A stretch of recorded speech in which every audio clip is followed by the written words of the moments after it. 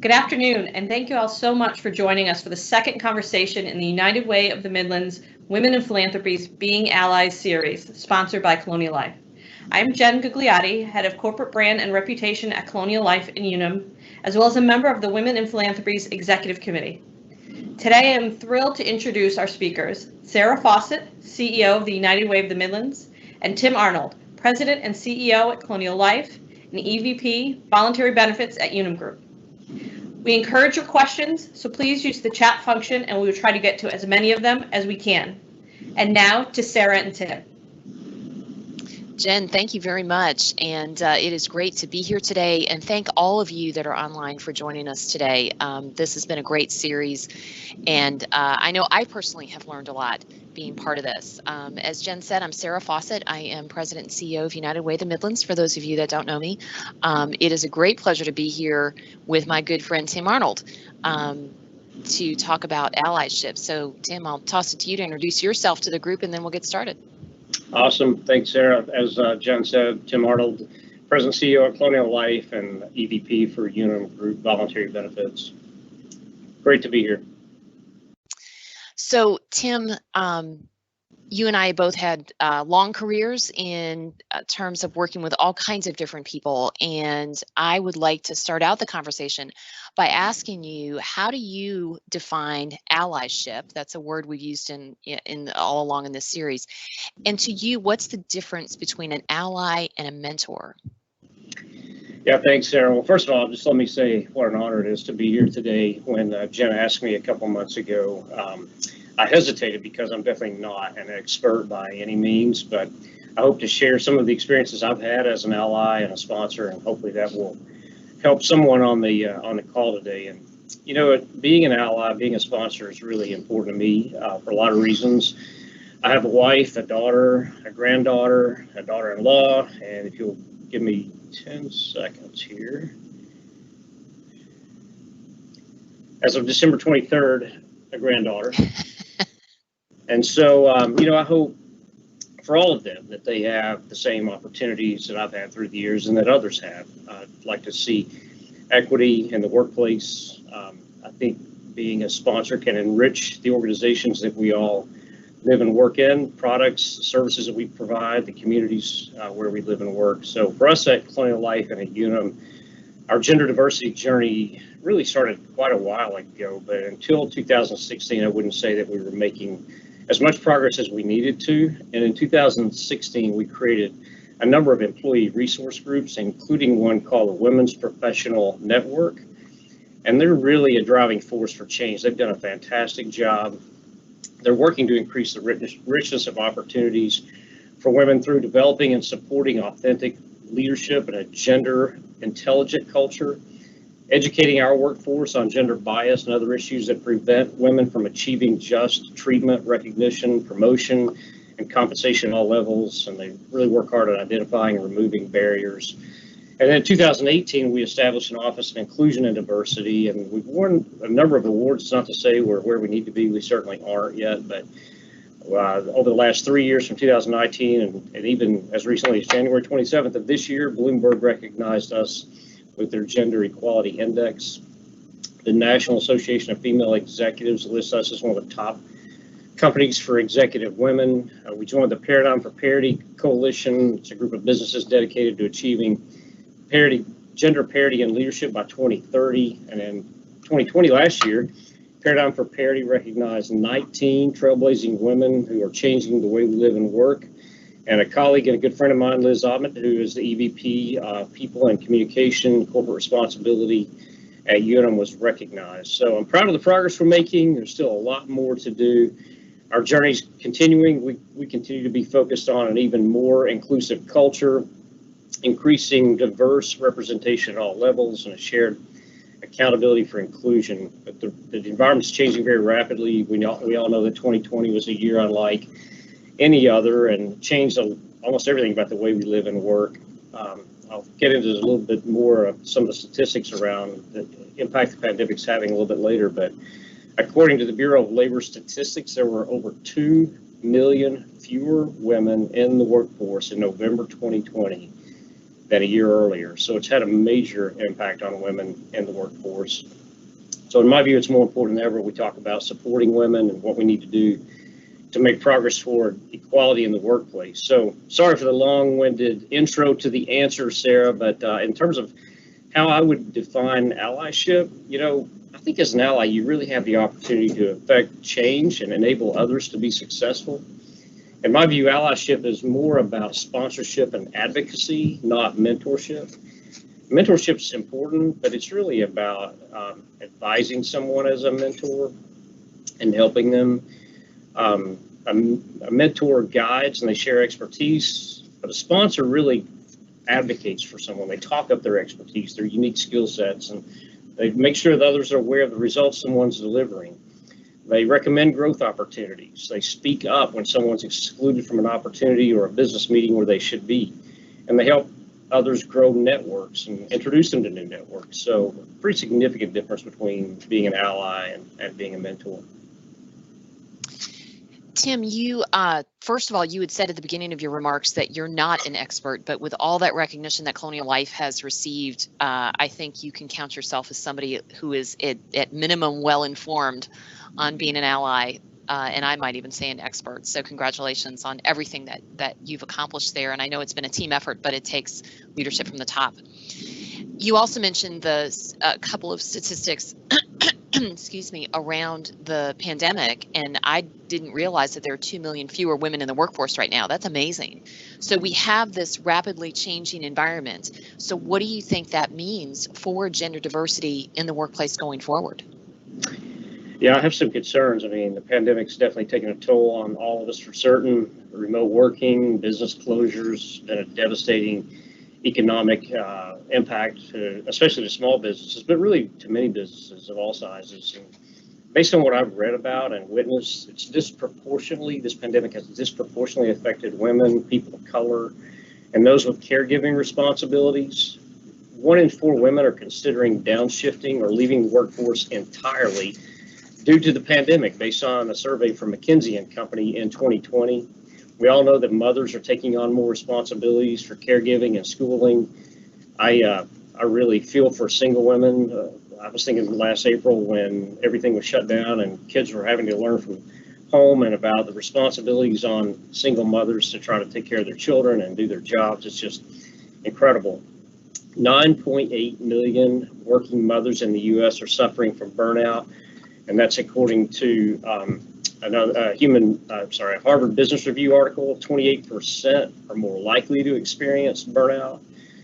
A lot of organizations have transitioned to remote working, including Colonial Life and Unum. We're trying to get back into the office, but it's a gradual process. We only have about 15 to 20% of our workforce coming back.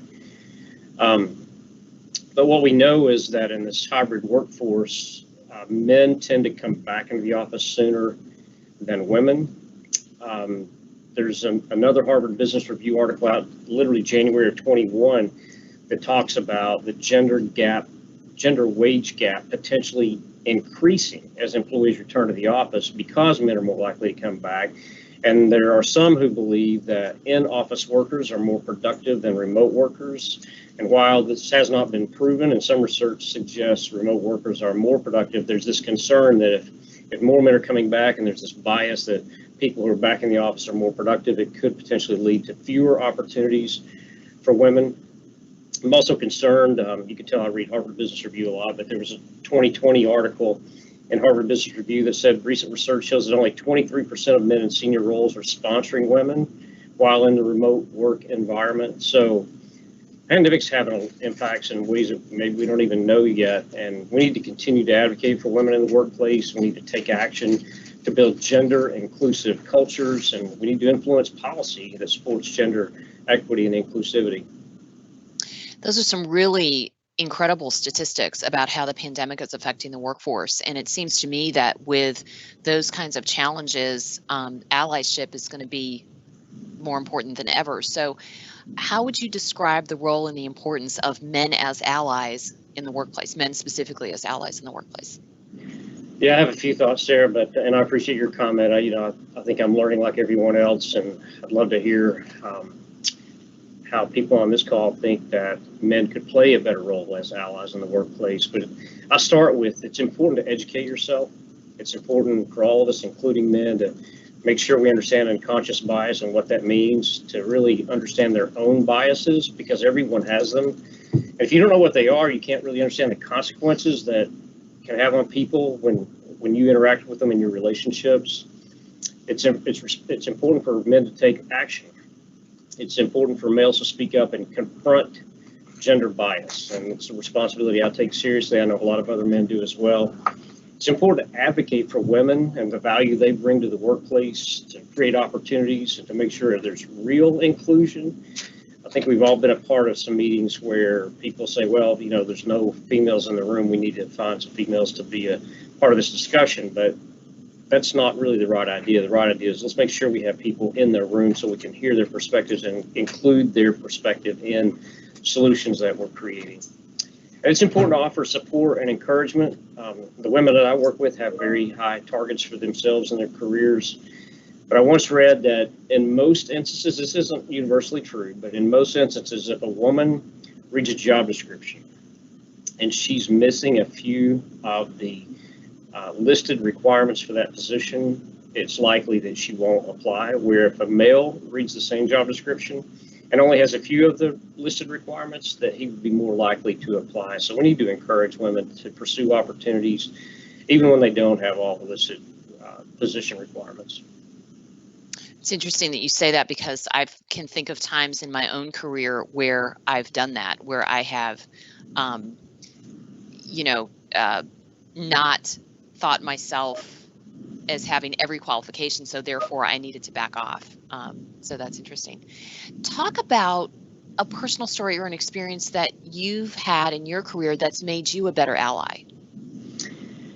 Yeah, that's a good one, Sarah. And I don't know if this, I guess it made me a better ally because it made me more determined to represent women in the right way. So a few years ago, I was representing a very high-level executive female, and I observed that there was an agenda for the senior-most team at Unum, which had a topic on it that was an area of expertise for the person I was sponsoring.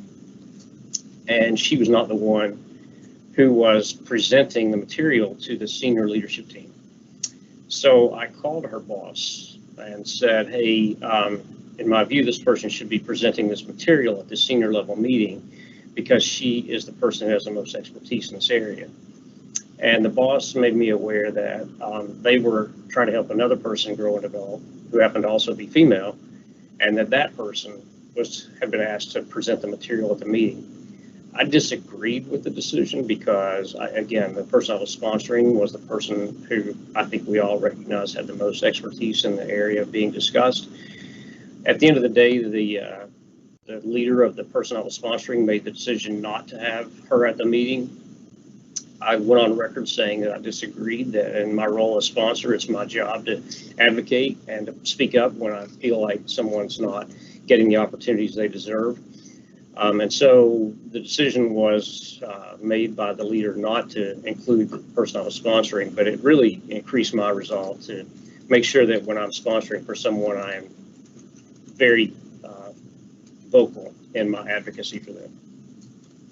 I appreciate that, because allyship does not necessarily, based on the example that you gave, doesn't necessarily end up in a certain outcome. But what it does do is it provides support and encouragement, and that lasts a lot longer, even if a short-term goal wasn't achieved. So I appreciate you sharing that particular example. We did have a question come in that I want to go ahead and get to before we get further down the line. You had mentioned when we were talking about the role of men as allies, about gender bias and recognizing gender bias and all that. And the question came in, how do you appropriately confront gender bias in the workplace? Yeah, that's a great question. I'll give you at least one example. So one of the things that I see happen too often, and we've been working on this now, and so it's becoming a little less frequent, but oftentimes in my experience as a leader, when facilitating meetings, I would see a male start talking, and be allowed to complete their point. And then a female starts talking, and before the female's allowed to complete the point, males start interrupting. And so in my career, I've gotten a lot better at saying, hang on, let her finish her point, and listen to what she has to say. And another similar example would be a female makes a point, and it gets a neutral or lukewarm reaction. 5 minutes later in the same meeting, a male makes a point that sounds a lot like the one the female made earlier, maybe packaged a little differently, and people jump on it. And you have to call that out. You have to say, hang on a second, that's exactly what she was saying 5 minutes ago, or very, very similar. And so making sure that you look for those examples where people are reflecting either a bias or are not being inclusive, and calling it out in the moment, in my view, is one of the best ways to confront this. I know that many of us that are on this call today, or this Teams meeting today, are all kind of nodding our heads going, yeah. And it's funny, those are small things, but they're really impactful, because it can almost, I've been in situations like that where you begin to doubt yourself. Like, did I communicate correctly? When you hear the point that you just made coming from someone else, it would make me question, wait a minute, what did I actually say? It can make you doubt yourself. Oh yeah. And so I was actually on a Teams meeting this morning. There were 3 people from Unum Colonial Life on the call, and then there were a number of people from an external firm on the call, and they were sharing some data with us they wanted to share. And so 2 of us on the call from the Unum Colonial Life side were male, 1 was female. And they said, well, before we get started, let's hear what's on your mind. And they gave each of us the opportunity to ask one question. The person on the opposite end of the call, again, not a member of Unum or Colonial Life, but they answered the question that the other male and I asked, and they did not answer the question that the female asked. He was first, the female was second, I was third. And so we start to move on to the next question. And again, I said, hang on, I don't think we answered Andrea's question. And so you have to just pay attention to those things. Well, I wanted you to give us some examples. That was kind of my next thing, was, can you give us some examples of actions that men can take to advance gender equality in the workplace? You've just listed a bunch of them, and they're not hard, they're not, but it does require some conscious effort, because sometimes as a woman, I know when that's happened to me, sometimes it's happened I didn't even notice. So for a man, I can only imagine that it's got to be an even more conscious effort to do some of those things. So are there other things that you might suggest that men can do in the work to kind of advance gender equality in the workplace?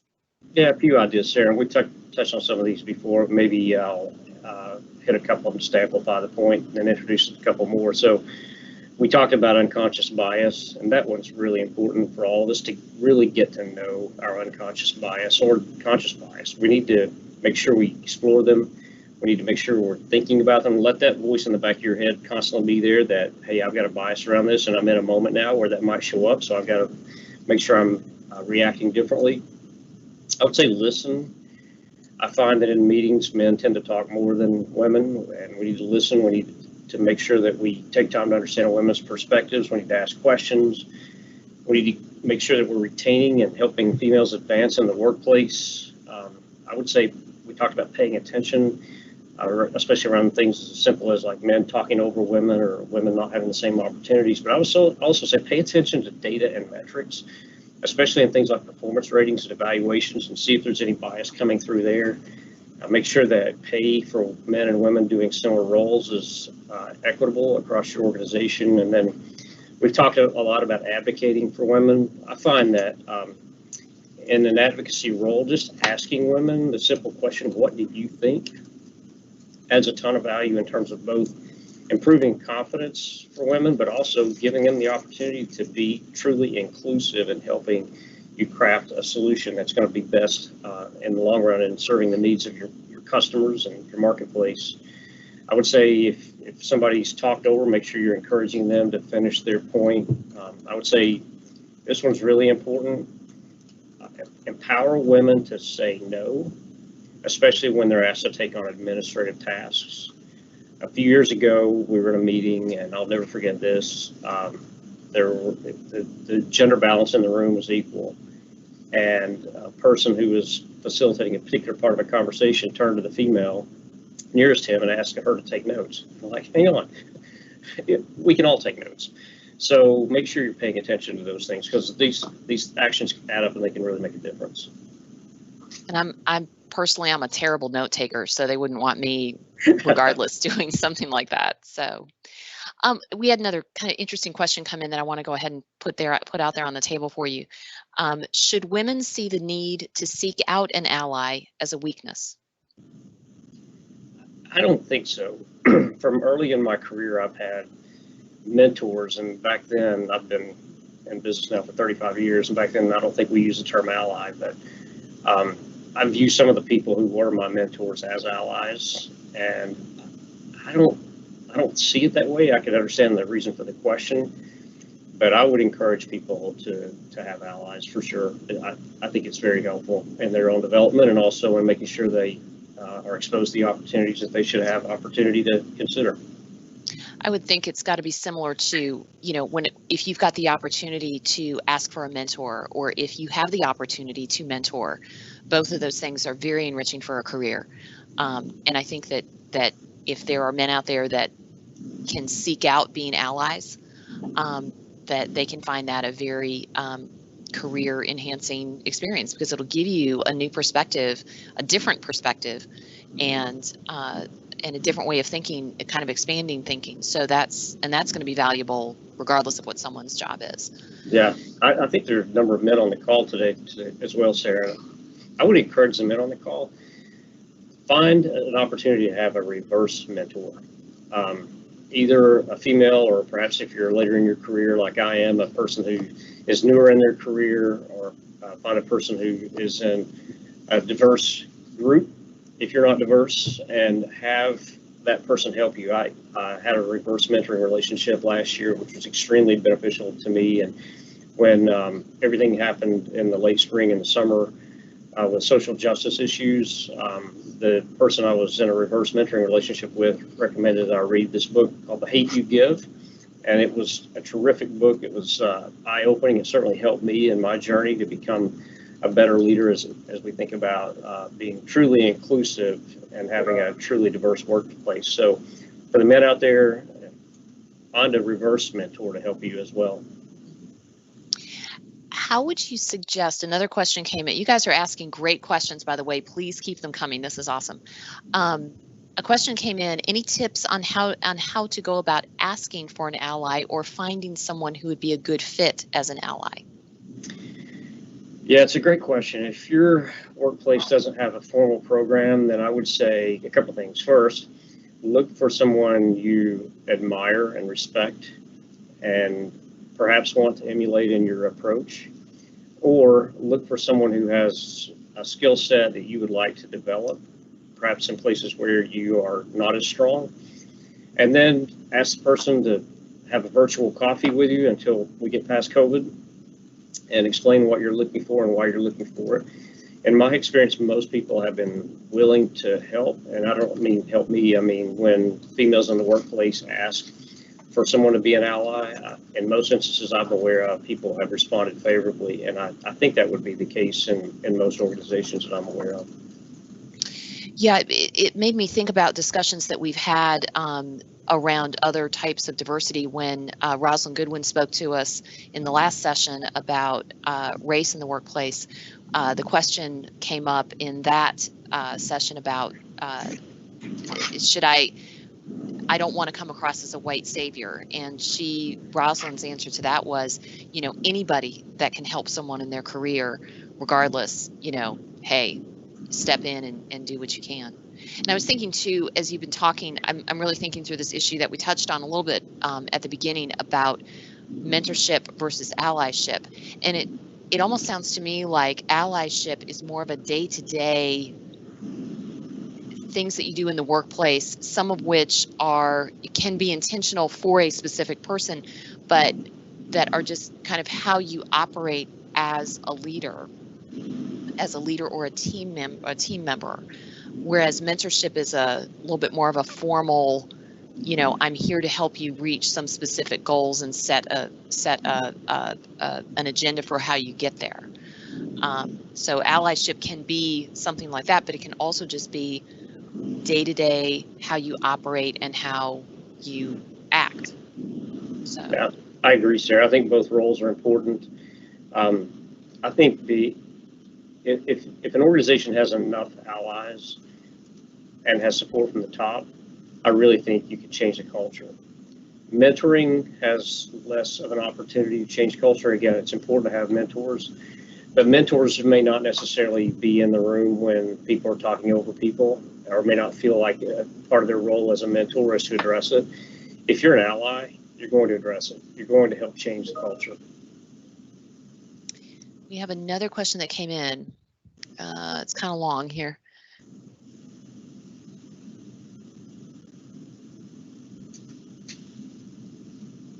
Okay, this is interesting.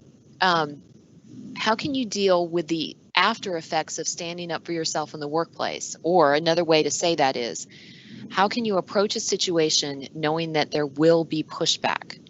How can you choose an ally for that type of situation? Yeah, it's such a great question.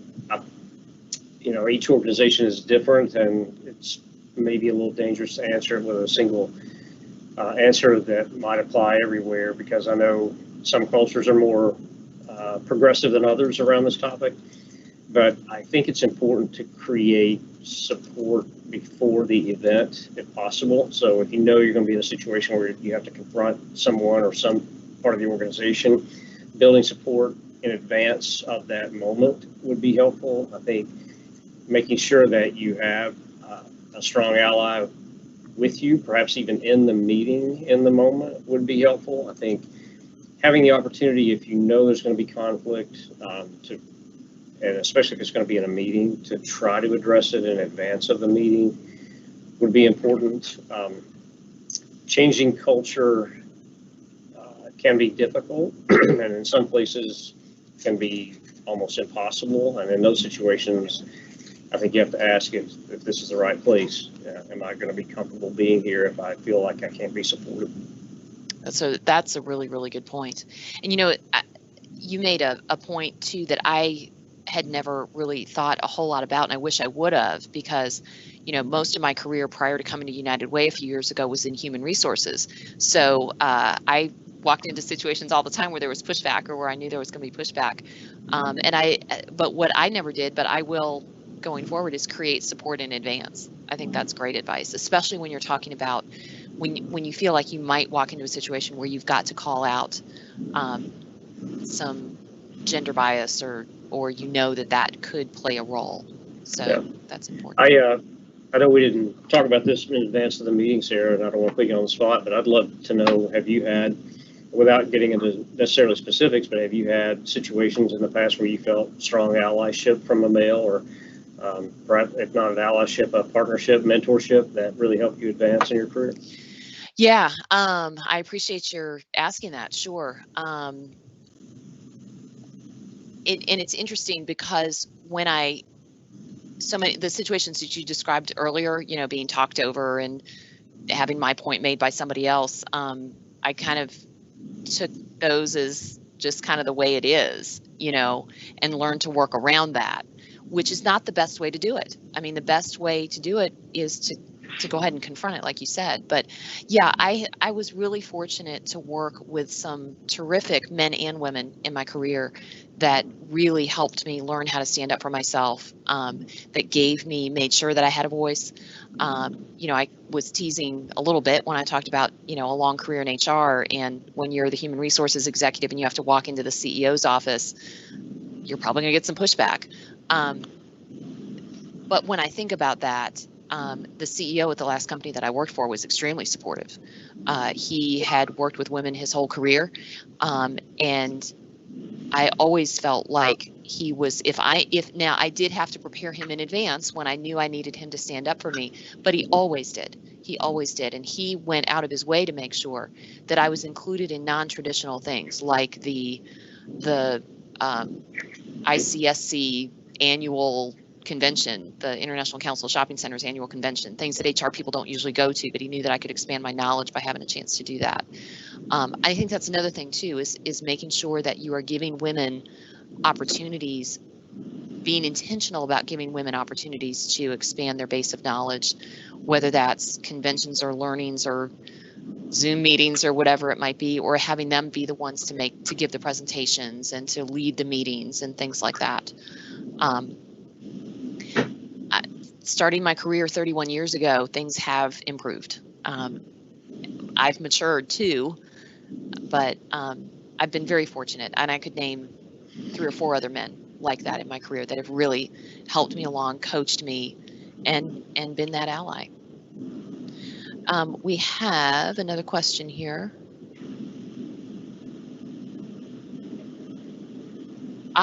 Do you see any bias regarding numerous generations working together?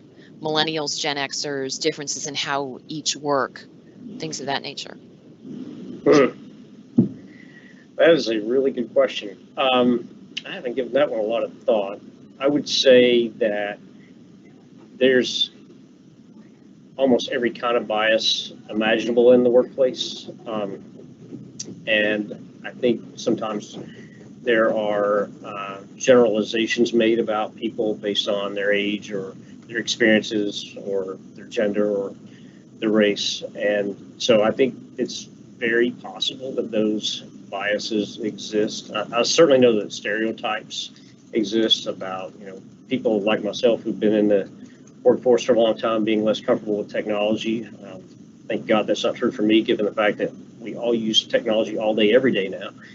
And, I've heard people say things about people in the millennial generation about perhaps not being as focused on career, but I don't find that to be true. And now more than half of our employees are millennial, which is great because more than half of our customers are millennial.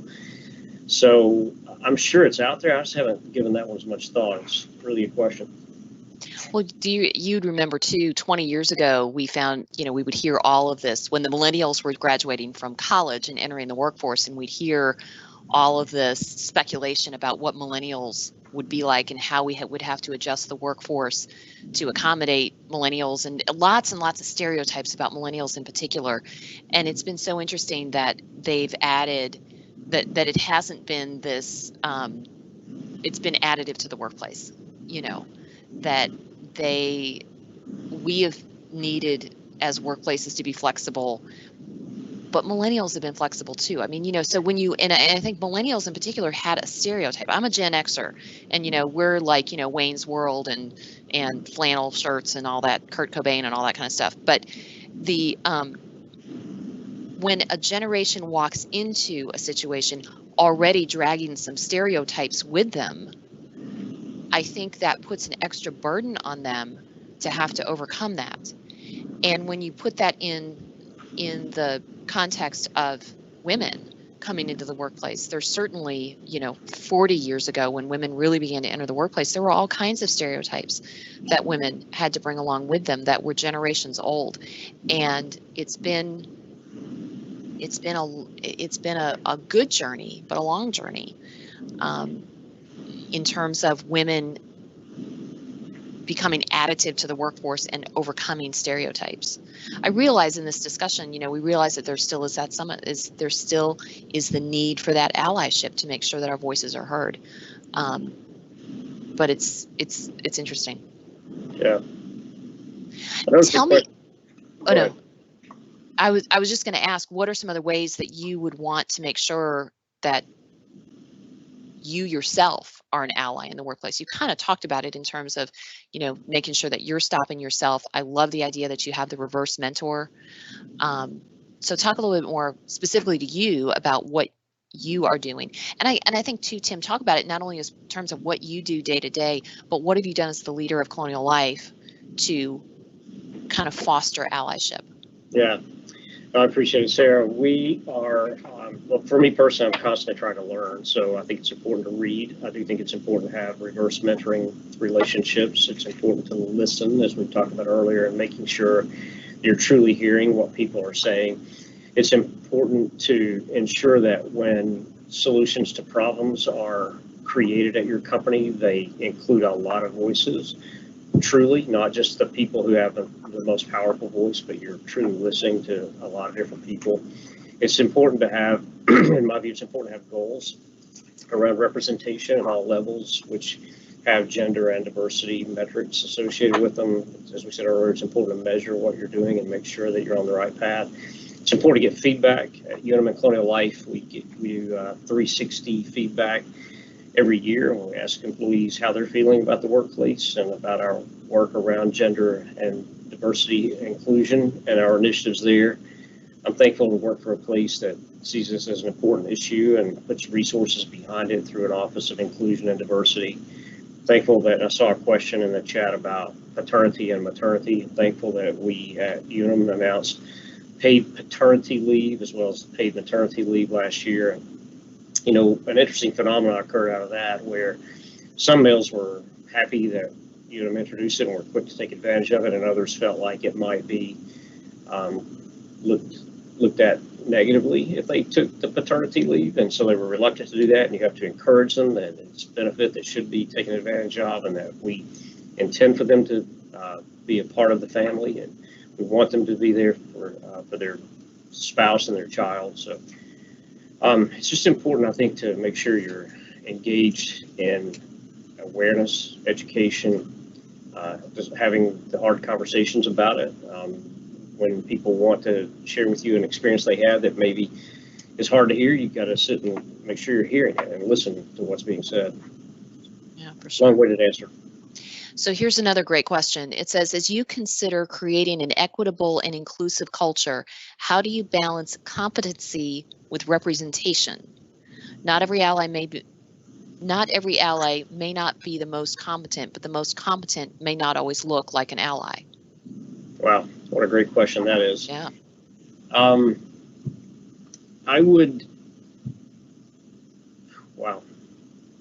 My advice would be to find the one that's competent, because in the end, they're going to help you more than the person that's not competent, even if that person that's not competent happens to be in a little better position.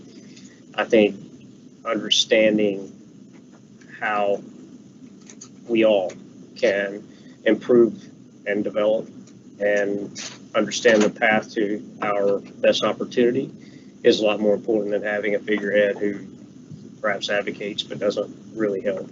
Yeah, that's true. Jen, what other questions do we have out there? Here's one here that we have. In many cases, women tend to be harder on other women than men. So this is for either of you. Have you found this is an issue, and how can this be handled? Where women are tougher on women than men might be in situations. Sarah, you want to go first for that one? Sure. I actually agree. I think as I look over situations that I've had in my career that I've helped coach people through, I do think women can be each other's strongest, I'm trying to find another word other than ally, but strongest advocates and strongest supporters. And that's every strength has the potential to be a weakness. And I have seen situations where women are harder on other women. We all set very high expectations for ourselves, and whatever kind of expectation you set for yourself, you set for other people. It's not universally true, but yeah, women can be each other's best supporters, best advocates, and we can also be harder on each other too. Yeah, I think the thing I would add to that, Sarah, is I've heard people say that, and I've seen it in a couple of instances through my career, maybe more than a couple, and I've asked myself why. And I think one potential answer, I don't know if this is the answer, but one potential answer is I can imagine if the scenario was reversed and 80% of the people who were at senior leadership roles in businesses across America were all female, and I'm a male trying to get there, I'm probably going to elbow the other males out of the way if I can, because I feel like there's so limited opportunity to get there. And so for me, that's a potential explanation, which means we have to fix the issue. We have to shatter the glass ceiling, and we have to create more opportunity for women so that maybe women don't feel like they're competing for far fewer opportunities than men. That is a great point. I think you really hit on a really, really good point. And that makes a lot of sense when I think about it, especially when I put it in context of situations where I've seen women be harder on each other. I think it's a really good point. Another great question. I believe that actions are louder than words and have ingrained in my being a gender equality mindset. However, I'm hearing that often just isn't enough. Is that a legitimate concern, or am I overthinking things?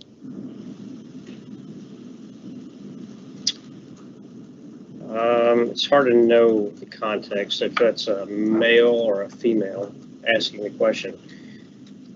If it's a male, it's not enough just to think that it's a part of who you are. It's really important to show it's a part of who you are by your actions and by making sure that you are visibly supporting the cause. If it's a female asking the question, I'm not sure exactly how I would respond to it.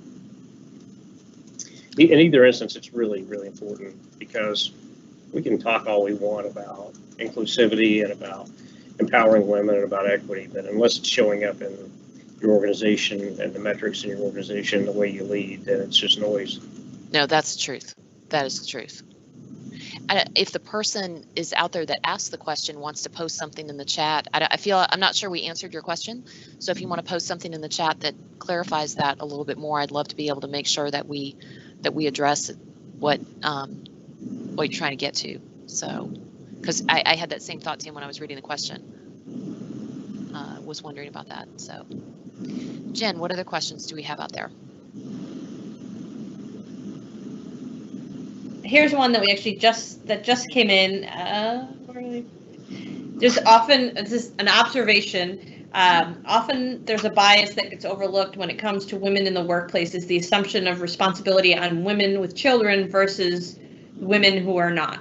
So I guess as leaders in the organization, how do you handle that with folks in your organization, balancing that there isn't a bias towards either women who have children versus the women who are not, and sort of the, what people think about their responsibility levels? Yeah, it's a great question. We were at a conference a couple of years ago, and we had an outside consultant who was facilitating a discussion on unconscious bias, and she opened by talking about this specific issue, and she mentioned that a couple weeks earlier, she received an email from someone saying, hey, we have this project that came up suddenly, and it's going to require kind of an over weekend effort, and the only other person who could do it has children. I don't want to ask them to be away for the weekend. And her comment was, that is really wrong. That's at least microaggression. And you're assuming because I don't have children, I don't have a life. And so she addressed it head on with the person that asked, you can't, this is not an appropriate question. And so I think it's another place where those unconscious biases may show up, or people think about, okay, well, I know this person has a young child at home. My daughter is a great example, having a 5-week-old at home right now. And when she goes back into the workplace, are people going to perhaps take it easier on her? And I think we've got to all pay attention to those things and make sure that we're distributing work equally and providing opportunities equally. As you were talking, Tim, and as Jen was asking that question, I'm one of those single moms that you talked about, having to manage 3 kids who are all still at home and are learning at home. Thank goodness everybody got to go back to school today. But it's been interesting. But even pre-pandemic, I walked into this job and had to give myself a lot of flexibility, because sometimes you got to get, I've got 3 kids and 1 sitter, and sometimes, I would have to jump in there, or there's doctor's appointments or sick kids, or, whatever the case may be.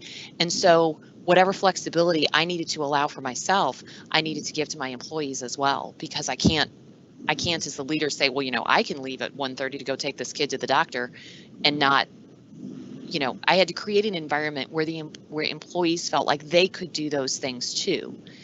And it's been really interesting to see, because I have several people on my direct team who are parents of small children. I think the oldest child is 3rd grade, I think, that's on my team. So I've been able to give my team members, men and women, dads and moms, some flexibility. And I'm glad that I did, because I want people to be able to live their life and not have to, feel like they can't go and do what they need to do to take care of things personally and take care of things with their children. And it's been really great to see the dads on my team as well as the moms take advantage of that flexibility. All right, Jen, what else do we have on the docket there? So one question here on the theme of female managers, and I've actually heard this bias too, is what is your advice for female managers who may have direct reports with a bias against female managers? I've heard multiple people, primarily female, say they don't like working for a female manager. This seems like a separate but equally challenging obstacle. Yeah, you want me to start, Sarah, or you want Go to ahead. start? Yeah, so again, I don't know if that's coming from the perspective of a male reporting to a female or a female reporting to a female, but I would say, first of all, if you're aware of that bias and you're the manager, you should call it out. You should have a conversation with a person and try to confront it. I would also say that you can learn often. So if you're only working for one gender, if you only have one gender as a leader your entire career, you're missing out on the opportunity to learn about how the other gender thinks about the world. And you're also missing out on opportunities to enhance your own career. At our company, a significant majority of the people who make decisions about benefits that they make available to their employees are female. And so if you only have the perspective of a male and you walk into that meeting trying to sell someone insurance, the chances are you're going to be a lot less successful than if you really understand both. And in my view, you should, as you think about leadership, you should learn from as many people as you possibly can in developing your own approach to leadership. And so I think any bias like that is ultimately harming the individual who has the bias, because you're limiting your ability to learn and to lead more effectively down the road. Well, and you could also be hurting your organization as well, because you are limited in perspective. I'll give you a really quick story from my previous employer. I worked for a company here in Columbia called Edens, and it's a commercial real estate development company. For those of you that live on the eastern side of town, you may be familiar with Trenton Plaza or Cross Hill Market, where the Whole Foods is, and my company Edens developed that. Commercial real estate is highly male dominated. I happen to work for one of the very few commercial real estate development companies that had women in its senior ranks. 40% of the women of that, 40% of the officers of the company were women. And in an industry, when you're talking about retail real estate, 84% or 85% of purchasing decisions in a household are made by a woman. So if you're putting together a retail real estate portfolio and you don't have women on the team in decision-making capacities, you are going to lose out. And that is why Edens has been one of the most successful and one of the most resilient real estate companies, even through the pandemic, as I've been keeping up with my friends from there. So it can even hurt your bottom line or your business model if you aren't including and have in decision-making roles diverse voices. Jen, go ahead. I noticed a question about activities that a women's business resource group could do, offer, or provide to aid women in the workplace. And I think that's a great question. Jen, I know, is a member of the UNM Women's Professional Network, and that is a fantastic organization. I think they've done terrific work over the last few years. And Jen, I don't know if we could pull some of the best practices from that organization and post them on the United Way's website, or get them out to the people who are participating in this event today or not, but I think it'd be helpful to share. Oh, absolutely. That'd be great. Great. Jen, what other questions are out there? All right, here's one, a good one for Tim before we start to wrap up. But so, Tim, how do you encourage men to become allies to women if a particular man doesn't view allyship as a priority or openly resists the concept? Yeah, that's a good question. For me, it's make it about them if you have to. I mean, help them see that if they aren't truly understanding the need for gender diversity and using their privilege, and it is that privilege, to advocate for women, they're missing an enormous opportunity to enrich themselves and to help other people. They're also missing an opportunity to advance their own career because they're showing that they have biases they're not willing to address, and they're showing that they aren't open to new ways of thinking about how to improve your business, because having more women in senior leadership roles in business is going to improve your business. And so it's hard for me to get my head around the notion that people would be that close-minded, but I think if they're in that place, helping them see that it really is going to help them as well is perhaps one way of getting at it. You know, I'm looking at the chat, and I see some really good comments that I would lift up. You know, that it is so important for men to be aware of their actions. I mean, that's true of all of us. You know, golden rule, right? Treat others the way you want to be treated. But I think when we're talking about someone with whom we have a difference, whether that's a gender difference or a racial difference or whatever it may be, I think that being aware of how you are treating folks that are different from you is really important, because as this person says, you know, I struggle with my self-esteem, and these little microaggressions do impact us, and they do. You know, even if you had the best of intentions, you can still do things. Well, we all can do things thoughtlessly, but in this particular situation, it can be damaging to self-esteem, which then has a trickle-down effect for someone's career. Tim, let me ask you this final question, and that is, what do you want people, our audience today, to walk away with from this conversation? What are your hopes for this conversation? Yeah, I appreciate that, Sarah. And if I might, I know you would never take this question because it's very flattering to you, but so I'm going to call it out. And I will answer your question, I promise, but I just saw one that said, Sara, you've experienced challenges as a woman in a leadership role. How have you stayed so positive and continued to stay focused on your goals? Oh, gosh. That one first.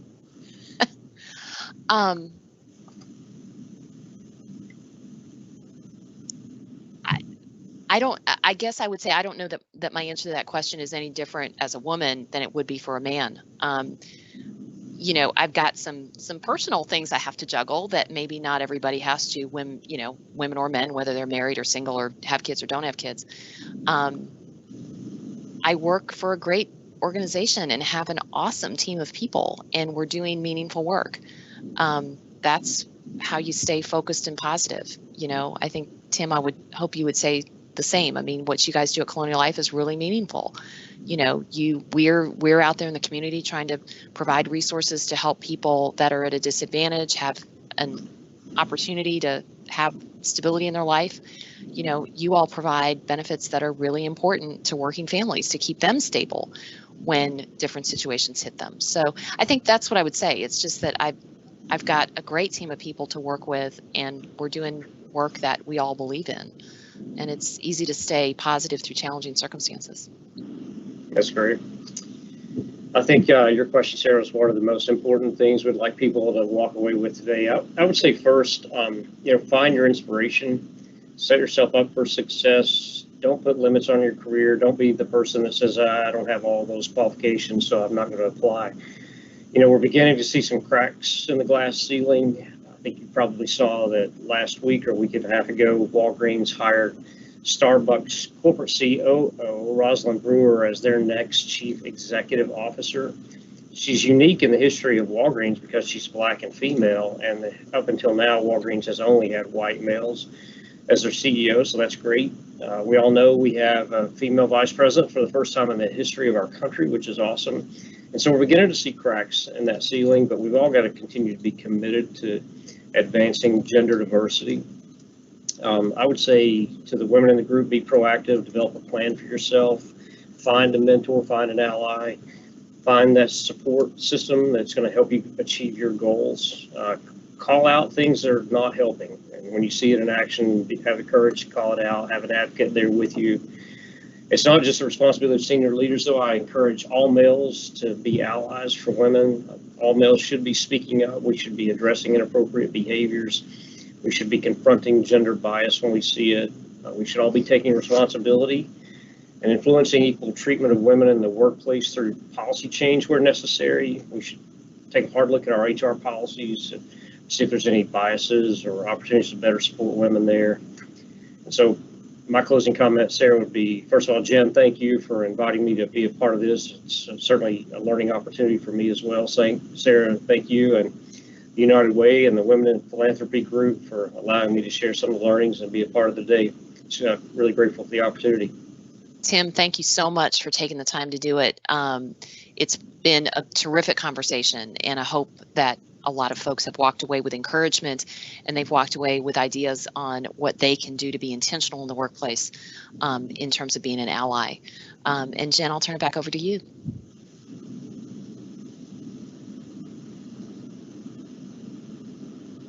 At least I think I will.